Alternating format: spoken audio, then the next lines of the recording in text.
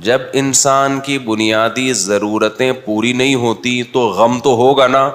تو یہ کیسی بات کر رہے ہو مولوی صاحب کہ دنیا چھنے اور غم نہ ہو؟ کیوں غم نہیں ہوگا بھائی؟ آپ کی بیسک ضرورتیں گیس بجلی کا بل ابھی کراچی کے اسٹائل میں آؤں گا تمہارا باپ دے گا ہے بھائی؟ بچوں کی اسکول کی فیسیں تمہارا باپ دے گا؟ وین تو آ کے کھڑی ہو جائے گی نا. پیسے دو، ہم کہیں گے دنیا چھن گئی، کاروبار تباہ ہو گیا، کہاں سے دوں؟ وہ کہے گا بھائی میں تو بچوں کی فیسیں چاہیے، کنوینس کا خرچہ چاہیے، دے بھائی تو. مفتی صاحب کہہ رہے ہیں غم کی ضرورت بولو ہے ہی نہیں کوئی، میں ٹینشن فری ہوں. وہ کہے گا ٹینشن فری تو ہو گیا، مجھے تو ڈال دیا نا تو نے ٹینشن میں. بیگم کہے گی بھائی وہ دنیا چھن گئی ہے، راشن نہیں ہے، آٹا نہیں ہے، دال نہیں ہے، اور عید بقرعید کے کپڑے وغیرہ وغیرہ. تو آپ کہیں کہ بھائی مجھ سے دنیا کیا ہو گئی ہے، چھن گئی ہے. مفتی صاحب نے کہا بھکاری جب جا رہا ہو تو پیچھے سے اس کو آواز نہیں دی جاتی، جا کے گلے نہیں لگایا جاتا، منتیں نہیں کی جاتی، آیا ٹھیک ہے نہیں تو پتلی گلی سے نکلے. بیگم مان جائے گی یہ بات. پھر آپ کو خود بھوک لگے گی، روٹی کھانے کا دل کرے گا، پیسے نہیں ہیں. پیٹ تو نہیں مانتا نا، آپ پیٹ کو بتا رہے ہو ٹینشن لینے کا نہیں ہے، وہ کہے گا بھائی مجھے تو کچھ نہ کچھ چاہیے. تو یہ کیسی بات کی جا رہی ہے بھائی دنیا چھن جائے اور ٹینشن نہ ہو؟ تو دیکھو اتنی چھن جائے نا کہ جس سے آپ کی بنیادی ضرورتیں پوری نہ ہو، پھر ٹینشن لو آپ. لیکن بنیادی ضرورتیں کہتے کس کو ہیں، اس کو خوب اچھی طرح سے سمجھ لو. اللہ کرے یہ بات کھوپڑی شریف میں آ جائے. یہ بات سمجھ میں آ نہیں رہی ہے، اور یہ بات صرف پیغمبر بتاتے ہیں، ڈاکٹر انجینئر نہیں بتائیں گے آپ کو، یہ آپ کے یونیورسٹیوں کو کے پروفیسر نہیں بتائیں گے، یہ بات یوٹیوبر اور ٹک ٹاکر نہیں بتائیں گے. ٹک ٹاکر تو بتائیں گے کہ غریب بی سے بغیرت ہوتا ہے، لیکن وہی ٹک ٹاکر جب مرے گا نا اور سب چھن جائے گا اور خالی کفن کے ساتھ جب قبر میں جائے گا تو اسے ساتھ والی قبر میں کوئی غریب ہوگا تو یہ کہے گا تو اور میں ایک جیسے ہو گئے ہیں. اب نہ غریب بی سے بغیرت ہوتا ہے اور نہ یو سے الو ہوتا ہے. نہیں آئی سمجھ میں میرا خیال ہے. اب آپ کو بی سے بغیرت کا پتہ نہیں، وہ ایک ٹک ٹاکر آ رہا ہے، وہ آج کل غریبوں کو بہت لتاڑ رہا ہے. تو بس جو بھی ہے اس کا مقصد اچھا ہوگا لیکن طریقہ بہت غلط ہے. تو آپ کو یہ باتیں کوئی بتائے گا نہیں. اچھا اکثر میں ان لوگوں پہ طنز کرتا ہوں جو یہ کہتے ہیں یہ باتیں آپ کو کوئی نہیں بتائے گا. کچھ لوگ ایسے آ گئے ہیں نا جو یہ کہتے ہیں، کچھ ڈاکٹر ایسے ہیں جو صحت کے نسخے بتاتے ہیں اور کہتے ہیں یہ کوئی ڈاکٹر نہیں بتائے گا آپ کو. تو کیا مریخ سے آیا ہے بھائی، تو ہی بتائے گا، باقی انہیں کیا پڑھا ہے. یار آپ لوگ کو کیا ہو گیا؟ دیکھو میں اکثر ان لوگوں پہ رد کرتا ہوں جو یہ کہتے ہیں کہ یہ بات آپ کو کوئی نہیں بتائے گا، مطلب صرف میں بتا رہا ہوں، مطلب یہ کوئی الگ فلم آئی ہے مارکیٹ میں. بھائی تو اکیلا کیوں بتا رہے یہ باتیں؟ دنیا کیا گھاس کھاتی ہے؟ کیا انہوں نے کچھ اور پڑھا ہے؟ تو کہیں مریخ سے پڑھ کر آیا ہے کیا؟ تو یہ جو جملہ ہے نا، یہ بات میرے علاوہ کوئی نہیں بتائے گا، یہ بڑا ڈینجرس جملہ ہے. یہ سمجھ لو کہ یہ بندہ بتانے والا گڑبڑ کر رہا ہے. تو اب وہی جملہ میں نے بھی زبان سے کہا، یہ باتیں آپ کو کوئی نہیں بتائے گا. تو میرا مطلب ہے کہ ڈاکٹروں انجینئروں میں کوئی نہیں بتائے گا، علماء میں ہمارے علاوہ سب یہی باتیں بتاتے ہیں. ہم کوئی اکیلے مولوی پاکستان میں ایسے پیدا نہیں ہوئے کہ ہم وہ باتیں بتا رہے ہیں جو دوسرے علماء نہیں بتاتے. یہ باتیں پیغمبروں نے بتائی ہیں، اور پیغمبروں کے وارث علماء ہمیشہ سے بتاتے آ رہے ہیں، آج بھی بتا رہے ہیں، کل بھی بتائیں گے. تو مطلب یہ ہے کہ آپ جس ماحول میں اٹھتے بیٹھتے ہیں آپ کا علماء سے واسطہ کم پڑتا ہے. آپ کا واسطہ ہوتا ہے ڈاکٹروں کے ساتھ، انجینئروں کے ساتھ، سائنسدانوں کے ساتھ، پروفیسروں کے ساتھ. وہ لوگ آپ کو یہ باتیں بتاتے نہیں ہیں جس سے صبح و شام دنیا دنیا دنیا، تو دنیا کی محبت کے گٹر ہمارے دل میں ابلنا شروع ہو جاتے ہیں. دنیا کی محبت کے چشمے نہیں ہوتے، سمجھ لو گٹر ہوتے ہیں. بعض لوگ کہتے ہیں ہمارے دل میں دنیا کی محبت کے چشمے ابل رہے ہیں. کہتے ہیں یہ دنیا کی محبت اتنی خوبصورت چیز نہیں ہے کہ جس کے چشمے ہوں، اس کے گٹر ابلتے ہیں. گٹر بدبو ہے، اس میں اسمیل ہے. چشمے تو سوات مردان میں ہوتے ہیں بہترین. تو دنیا کی محبت کے جو دل میں ابلتا ہے نا جو چیز، وہ چشمہ نہیں ہوتا، وہ کیا ہوتے ہیں؟ گٹر ہوتے ہیں، بدبودار گٹر. کیونکہ جب دنیا کی محبت آتی ہے ہوس پیدا ہوتی ہے، یہاں سے مال گھسوٹ لوں، کسٹمر کو الو بنا دوں، جھوٹ بولوں، کسٹمر کے پیچھے پیچھے بھاگتا رہتا ہے جیسے پتہ نہیں تجھے اللہ رزق دے ہی نہیں رہا. دیکھ لو نا آج کل کس طرح سے چیزوں کو بیچا جا رہا ہے. پہلے سعودی عرب میں بڑا استغنا تھا. عرب جب مال بیچتے تھے نا بڑی تمیز سے، شاپ پہ بیٹھے ہوئے، آپ جاؤ آپ کو دیں گے، نہیں لینا نہیں لو، لینا ہے لو. اب وہ لوگ بھی باہر کا ماحول دیکھ دیکھ کے خراب ہو رہے ہیں.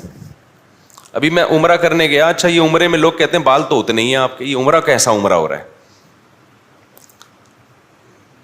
تو میں نے جب حج کیا تھا تو اس وقت دہشت گردی کا جڑ سے خاتمہ کر دیا تھا. حلق کی سنت پر عمل کیا میں نے، پھر عمرہ کیا، پھر حلق کی سنت پر عمل کیا. تو شریعت میں افضل یہی ہے کہ عمرے میں حلق کروایا جائے. حلق سمجھتے ہو؟ دہشت گردی کا جڑ سے خاتمہ. لیکن قصر بھی جائز ہے، تو اس لیے حلق کی سنت پر بھی عمل ہو گیا، قصر بھی ٹھیک. تو اس پہ کسی کو طنز کرنے کی اجازت نہیں ہے. قصر میں ثواب کم ہے لیکن جائز بالکل ہے. صحابہ نے نبی کی موجودگی میں بہت سو نے حلق کیا، بہت سو نے قصر کیا. تو جنہوں نے قصر کیا نبی نے ان پہ کوئی ملامت نہیں کی ہے. تو جو چیز شریعت میں لازم نہ ہو نا اس پہ ملامت بنتی نہیں ہے. ایک صاحب کہنے لگے اس میں تو 6 عمرے اور ہو سکتے ہیں، اتنے بڑے بال ہیں یہ آپ نے کٹوائے کیا؟ تو میں نے اتنے بال پورے سر کے کٹوائے ہیں. اب آپ کو بڑے اس لیے لگ رہے ہیں کہ پہلے اس سے بھی بڑے تھے. سمجھ میں آ رہی ہے بات؟ اس سے بھی بڑے تھے تو وہ بہت زیادہ کٹوا کے بھی بڑے ہی ہیں. تو پھر چھوڑ دیں گے، پھر جب عمرہ ہوگا تو اللہ تعالیٰ مزید توفیق دے پھر کٹوا لیں گے. تو آپ جانے سے پہلے بالوں کا یا تو میرے سائز لے لیا کرو ابھی ہیں کتنے اور عمرے کے بعد کتنے ہیں، تو واضح فرق ملے گا آپ کو. سمجھتے ہو؟ تو بہت سے لوگوں نے اس چکر میں عمرہ نہیں کیا، جدہ میں رہتے ہیں عمرہ نہیں کرتے، حالانکہ مکہ 1.5 گھنٹے کے فاصلے پر ہے، کہ یار ہمیں ٹینٹ کرانی پڑے گی. ان کو مسئلہ معلوم نہیں ہے. تو ان کو بھی بتانا مقصد ہے کہ قصر بھی جائز ہے، ٹینٹ کرائے بغیر بھی ہو سکتا ہے. کیونکہ بعض لوگ دہشت گردی کا جڑ سے خاتمہ چاہتے نہیں ہیں. سمجھتے ہیں کہ نہیں سمجھتے؟ تو وہ کہتے ہیں ہم ٹینٹ نہیں کرا سکتے. حسن تیرا اس طرح سالم رہا، سر منڈانے پر بھی تو ظالم رہا. بعض لوگ سر منڈا کے بھی ویسے ہی لگ رہے ہوتے ہیں جیسے سر منڈائے بغیر لگ رہے ہوتے ہیں. خیر ہم ٹاپک سے نہ ہٹ جائیں کہیں. تو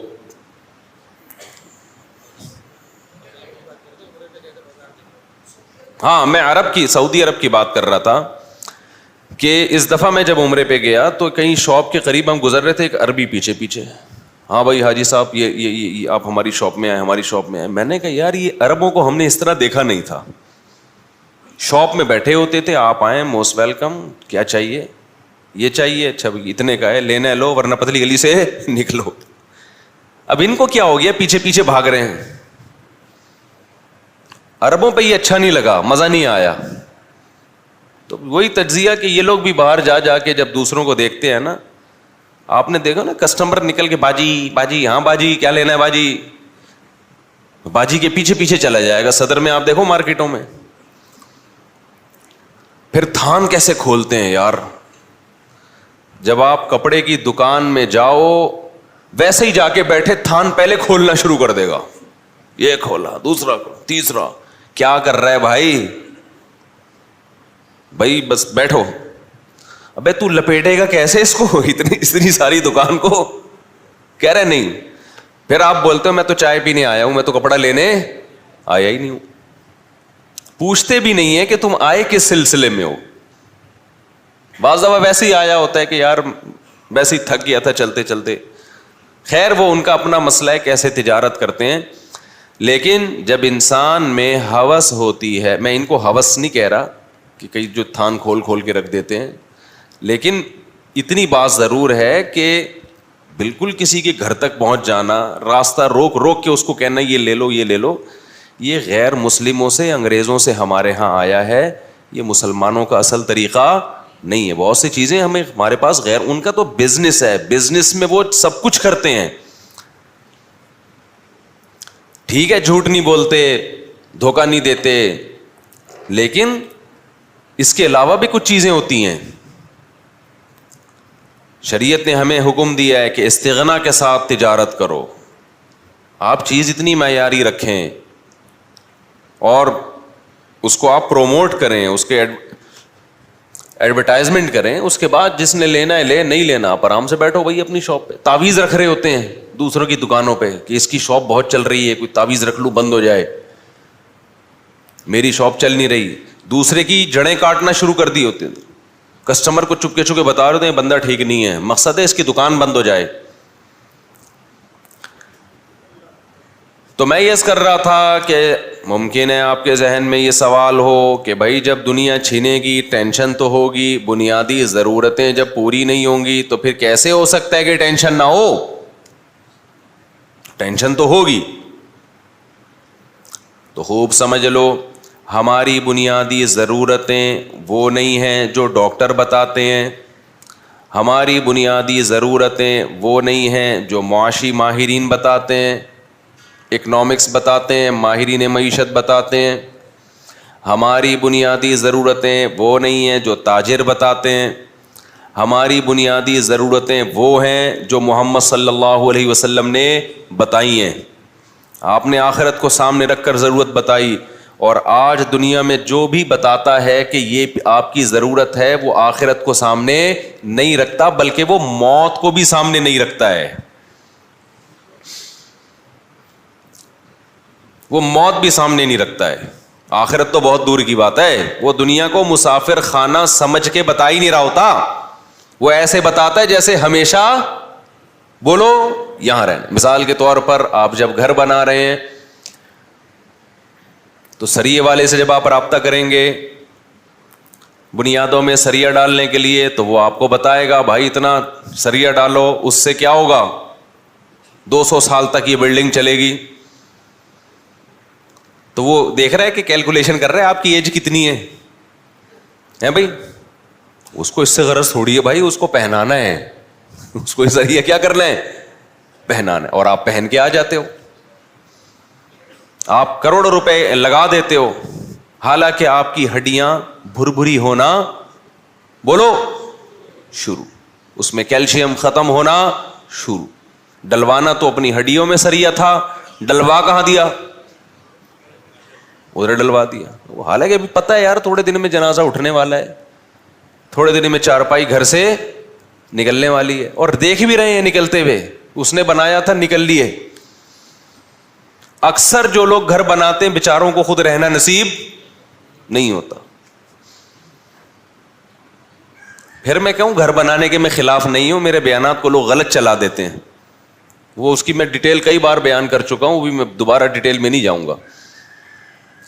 تو سریے سے دل لگانا, گھر کے پلر سے دل لگانا, اتنی موٹی دیواریں, اتنا موٹا پلر, تو خود بھی تو اتنا موٹا ہے, مرے گا بھی تھوڑے دنوں میں. جو زیادہ موٹا ہوتا ہے ڈاکٹر کہتے ہیں اس کے چانس جانے کے, کیا معذرت کے ساتھ, اس کے چانس پتلے پھر بھی نکل لیتے ہیں.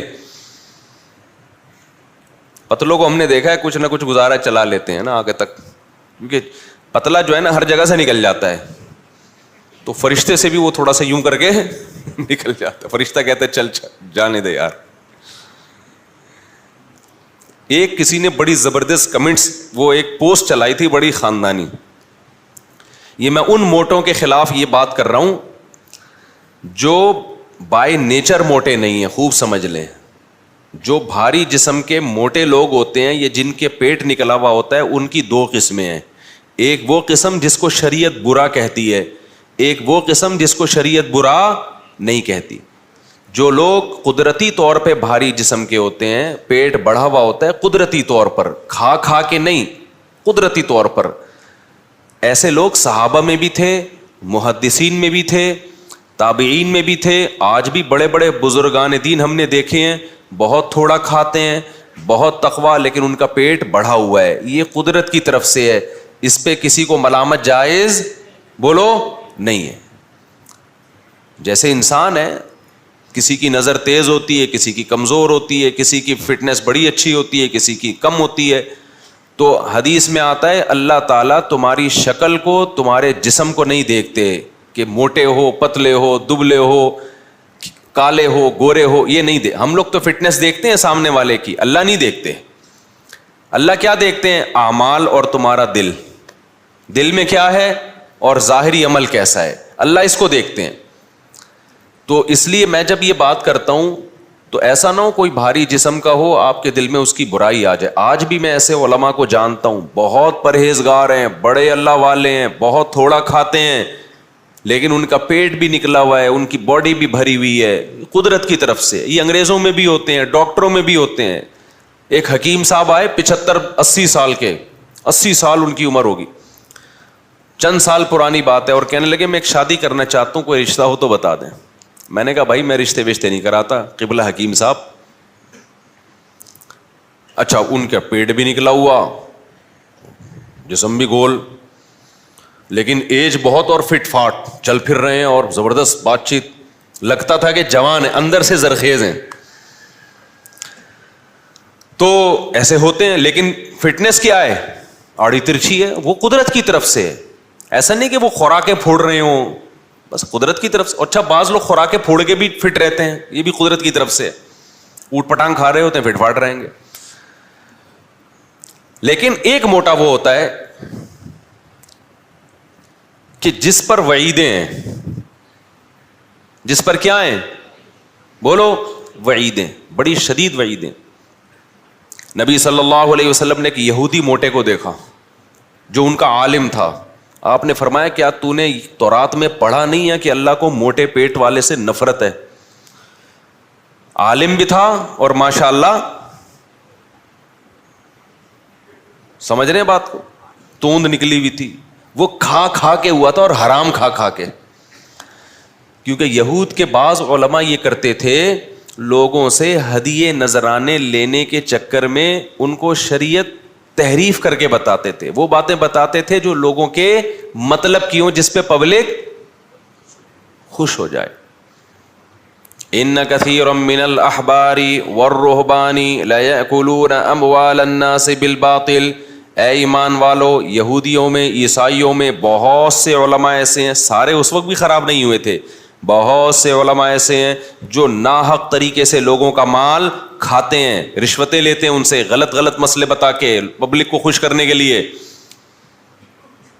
آج طلاقیں دے دو، آپ کو اپنی مرضی کا فتویٰ مل جائے، کچھ بھی کر لو، ہر جگہ آپ کو اپنی مرضی کا فتویٰ مل جائے گا. اور گورنمنٹ میں ہمیشہ ایسے کچھ لوگ سرکاری سطح پہ ہوتے ہیں جس سے گورنمنٹ اپنی مرضی کا اسلام پاس کرواتی رہتی.